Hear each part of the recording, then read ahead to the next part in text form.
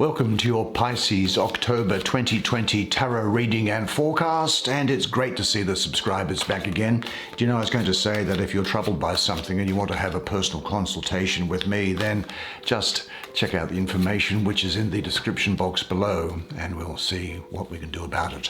Now, I'm going to take 5 cards for you, Pisces, for your Pisces October 2020 reading, and we shall see what they say. Now, we only need 5, don't we? Because they usually are jam-packed full of information, as you know. They are windows into the other realms, and you also know a lot about that. But let's see what there is. Come on, let's see. We'll take this one off the top, whatever that happens to be. There is the 7 of discs. Okay, what's this one? There is the 5 of swords. What's down here? There is the World card. Quite interesting indeed. The World card. Don't very often see that. There's the 4 of wands. And this is the Ace of Cups. Okay, as is your usual practice, come and sit down next to me. Let's have a look at these cards together while I do the reading for you. Now, next month's reading will be published on Wednesday, the 7th of October at 2 p.m. US Eastern Time. Now, let's have a look at this top line. Look, just to look at these cards, what this is saying to me is, just before I go through the detail of it and why I'm just looking at the energy here, is that I think there are a couple of moments. You're coming to the end of a cycle which is bringing some wobbly bits to it. You're making a decision, I think, in relation to a great new world cycle which is starting for you, which is going to be filled with joy and love. And you'll have great fulfillment as a result of it, so don't be concerned about any wobbly energies that are coming around. And the reason why I don't have concern about these, but I'll tell you about them, is as follows. And to tell you, first of all, here is the 7 of discs that we have now. The astrology of the 7 of discs is, for me, Saturn in the 3rd decan of Taurus. Now, Saturn is, as you know, that slow-moving and restricting planet. And Taurus, of course, is a plodding, fixed earth sign. And together that means stagnation. So stagnation is really, I guess, a feeling that you're getting there, almost as if there's a restriction, a resignation to your circumstances, hesitation, or what you might think is apparently insurmountable obstacles that are there before you. But I'm here to tell you that these obstacles are not insurmountable, even though they may give you some heartache along the way. Now, Saturn is the slow-moving and restrictive planet, and Taurus is a fixed earth sign, which is known to have its plodding qualities, isn't it? So put the two together and you get that feeling of, walking through deep, wet sand. And I think that this is a time to step back and see the bigger picture, because the card, I think, the energy here is sort of saying that you have been in something of a difficult period in your material affairs. It's almost as if you're feeling in some respects that you put everything into something and have got no result. And there's the feeling that maybe you should just stop trying. And this energy is just sitting there in your life. This positive energy is bubbling away underneath the surface, ready to break out. And Saturn also partly gives rise to fear, and fear is a big factor in failing to move forward in things and recovering from any arid stretches that you have been going through. I will say, though, that if you have been trying with someone in a relationship setting and you have been putting everything into it, but you have not been getting anything back, then you really do need to sit down and have the conversation with them, have the deep and meaningful conversation with them, and see where that leads to. The important thing to know is that nothing happens in your life that you cannot bear. Now, I can get very, very good energy from the painting that's on this card here, this 7 of discs. Look, in the Norse mythology, the king of the gods, Odin, had 2 ravens that he used almost like the CIA to go out and fly out each day and listen to people and watch what was going on and come back at night and tell him what was happening. One of them was called Munin, memory. It is the chariot itself and the physical body when describing the spectrum of the soul, and the earth itself, or the physical universe when describing the universe. And so it takes on the aspects of physical being, mountains, an eclipsed sun and moon, the symbols of the 7 planets, as we can see here. Fire, air, water, earth, all poetically laid down into a single being walking forth in time, causing storms and lightning and sparks at his feet as they hit the ground. He creates and destroys. This is the demiurge, the artisan who created the physical world from the material chaos, the beautiful and dark time. And you become the demiurge of your life, creating meaning and order from chaos that you were born into and surrounded by. In the end, you create God in the vision of yourself. Yeah, the physical earth is the chariot of the gods, as your physical body is the chariot of your soul.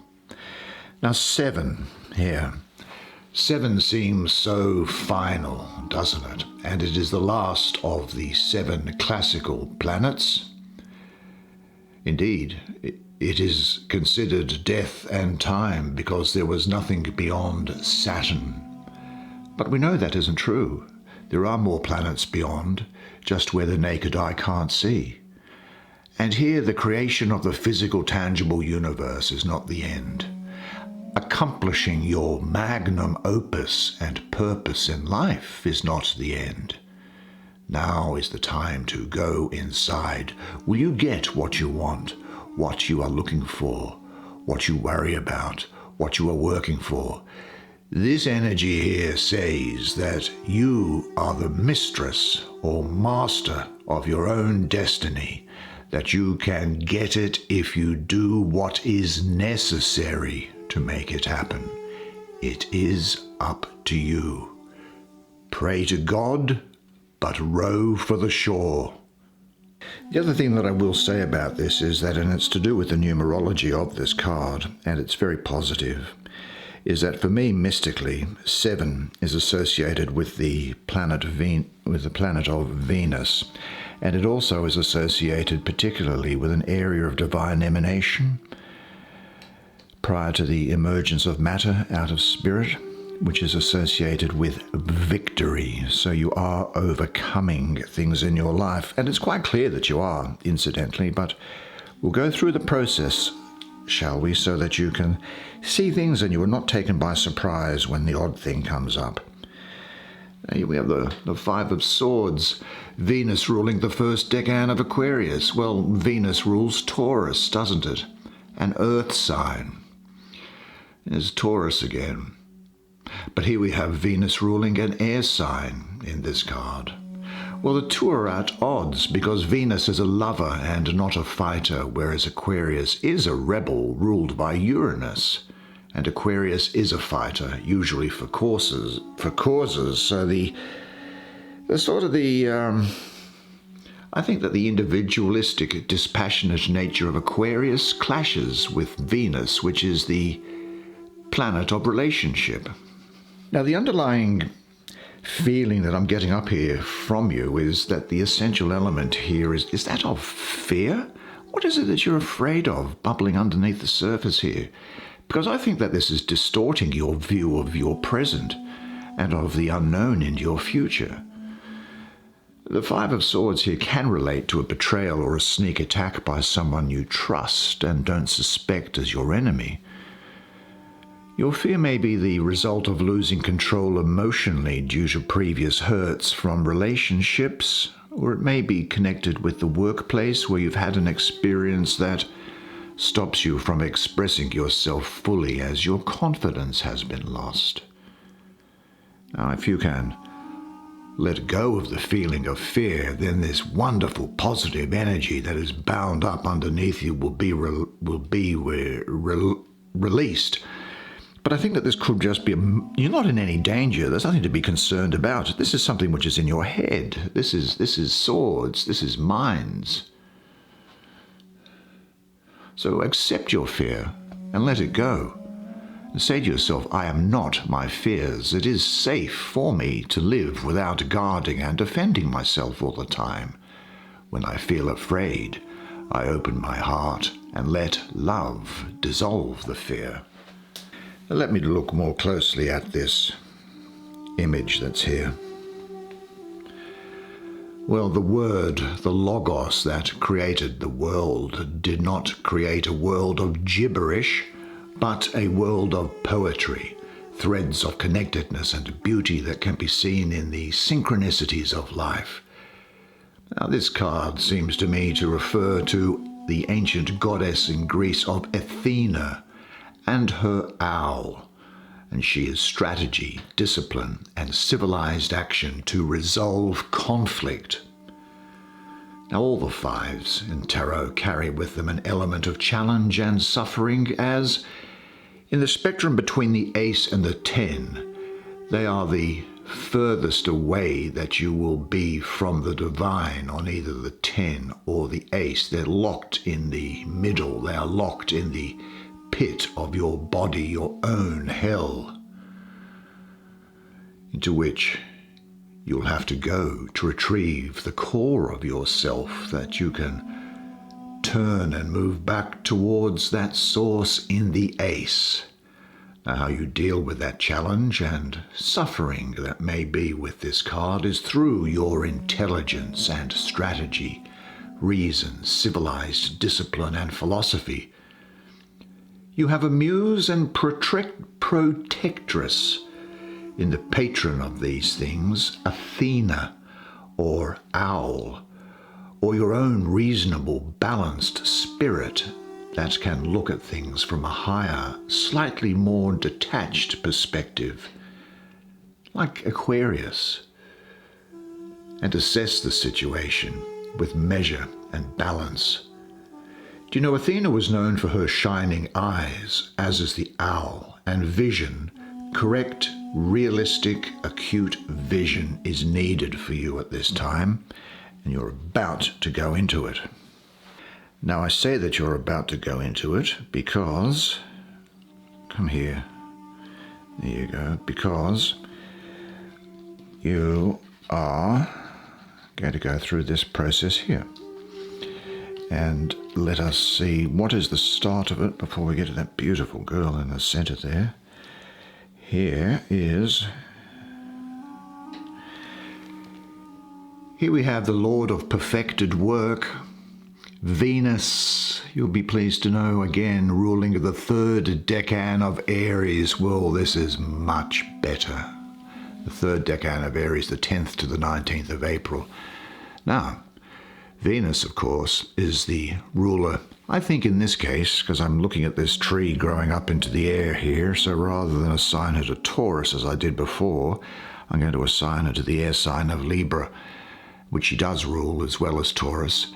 And so Venus in Taurus has to go 180 degrees away across to the opposite side of the zodiac wheel to get into Aries. And so Venus is going to be in detriment there. And Venus, of course, is the beautiful feminine planet, and Mars, of course, is that rambunctious, fiery warrior. Venus and Mars don't get on. But I think, in this case, they do get on, because I think that what happens is that there is the case where Venus exercises her womanly charms on the aggressive Mars and brings harmony to the situation, and that there is in fact some opposite action occurring. So I think that's what's going to happen is that you are going to have an emotional idea, which is the Venus aspect, to move in new directions, which is the Aries aspect. So this is really a green light to success for you, you know. This is about foundation, the first stage to completion, possibly setting up a new house, or possibly setting up a new home, possibly setting up a new lifestyle, and it's certainly talking about a new stage in your life. What it also represents is that I think there is the need for you to complete something despite this desire of yours to move on to other new things. Now, this might relate to something at your work, or it might relate to something dealing with a new relationship. You might need to tie off the old relationship. Or it could mean that you need to, or are going to, bring about new dynamics within an existing relationship. It can also relate to yourself, where one aspect of you wants to move in one direction, out here, and another part of you wants to move in another direction, being down here, or there's another part of you which just wants to stay where you are. Something beautiful is making its way into your relationships. You may first notice it as established conditions are called into question and discussed openly. Clarifying the old is a prerequisite for a new oneness, a new beginning. Are you prepared to accept a partner as she or he is, in spite of your differences? What areas are in urgent need of clarification or resolution? If there is some tension between you and someone else, now is a good time to clarify and resolve the interaction and complete the old. Say this to yourself: completing the old frees me for the new. All right then, let's go and see what this is saying to you, the Great One of the night time. Let's have a look at what do you have to tell me, my darling? What do you have to say? This is saying that I am bringing about the completion of a project, and that your efforts are finally paying off. It has been a long, hard haul, I think, for you, but you are almost there. It is a reminder also, as this was saying, for you to finish what you started, and it's learning to take control of your own destiny. You will have the power of your will to get results. You may possibly be reaching new levels of spiritual understanding as well. There's a real sense of cosmic union, travel, liberation from bondage, and the burning off of bad karma. She really speaks of completion. She is also the initiator, one who is gifted in simultaneously completing the old and initiating the new. You are able to bring change into structured environments. You may well be ecologically minded. There is a desire, I think, within you to experience as much of the world and its people as possible. Now, it may well be that before the age of 21 there was a sexual block which needed cutting through, but I think that that's been resolved. But what it's saying here is that something is ending and beginning at the same time. Really is. This is like a new life cycle starting with you. It's now possible for you to see things as they really are.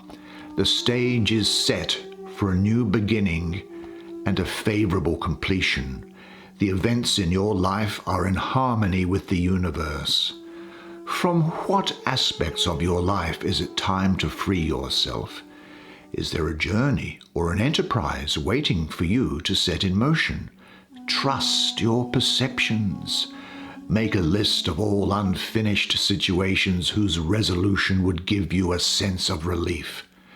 And say this to yourself: I love to travel. I love to explore the unknown. I am excited about bringing ideas and creative projects into form. I deeply value making a contribution that makes the people around me feel better. I am at one with the universe.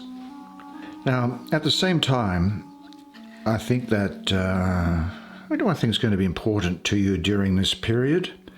I think that Scorpio, Sagittarius, and Libra are going to be important to you. The Ace of Cups is the angel. The element of water, lunar, with pure wings of the dove. It is yin. You know yin and yang? Well, this is yin, the feminine principle, internal and soft. As a river it flows around rocks where fire might blast through them. The Ace of Cups is like the moon. It is internal looking and cyclic. The emotions often associated with the suit of cups have a very real and important reason to exist. They are the messengers of the subconscious, just like angels are the messengers of God. Angel, we get that word from the Greek angelos, which means messenger. So these angels are the messengers of God. Emotions are only what lie on the surface, though. Beneath are waters that are very deep, the reservoir of all human knowledge that we have inherited from our ancestors and their ancestors, back to the very oldest of all living things on earth, in an unbroken chain. It is very ancient and wise and speaks to us through emotions, dreams and visions, gut feelings, intuition, psychic phenomena. Now, I do not know where the bottom of this water is. In fact, I suspect it has no bottom, and it connects us all in a collective unconscious. You are the stewardess or steward of an ancient bloodline. Now, with free will comes free will of love. When you transcend the biological demands of the subconscious and truly begin to decide how you want to love, openly and without judgment or caution, passionately, without expectation of return, deeply, with purpose, compassionately, this is the kind of powerful flowing force that is yin and can gently move mountains and shape the earth. This is the cup of unconditional love being offered to you. Will you now drink from it? This is a time of wonderful development of relationships, particularly those involving romance. If you're in a partnered relationship, it will become stronger, deeper. Those in search of relationship, those seeds are out there. The fishing lines are starting to have the bites. For those in work and in friendship and social situations, the bonds inexplicably are going to come tighter. This is the divine at work. The part where you play as you come across this stage that has been set for us during this brief moment that we are here. What a great set of cards for you, Pisces. It's going to be a fantastic month. Good job and well done. That's the way it is for you this month. Well, I hope you enjoyed that reading as much as I did providing it to you. It's my great pleasure to provide these monthly readings for you. So, of course, just please like and subscribe. It does actually help the channel, and it would help me be seen by a number of other people as well. You were fantastic during that reading. You did a really good job. Now, the only other thing that's left for me to say is this, that you are a legend, and I look forward to seeing you again next month. Until then, it's bye for now.